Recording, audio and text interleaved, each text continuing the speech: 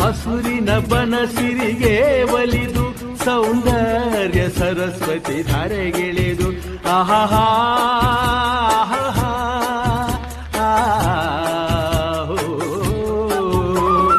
ಹರಿಯುವ ನದಿಯಲ್ಲಿ ಜಾಡಿ ಹೂವನದಲ್ಲಿ ನಲಿಯುತ್ತ ಓಲಾಡಿ ಚೆಲುವಿನ ಬಲೆಯ ಬೀಸಿದಳು ಈ ಗಂಧದ ಗುಡಿಯಲ್ಲಿ ನೆಲೆಸಿಹ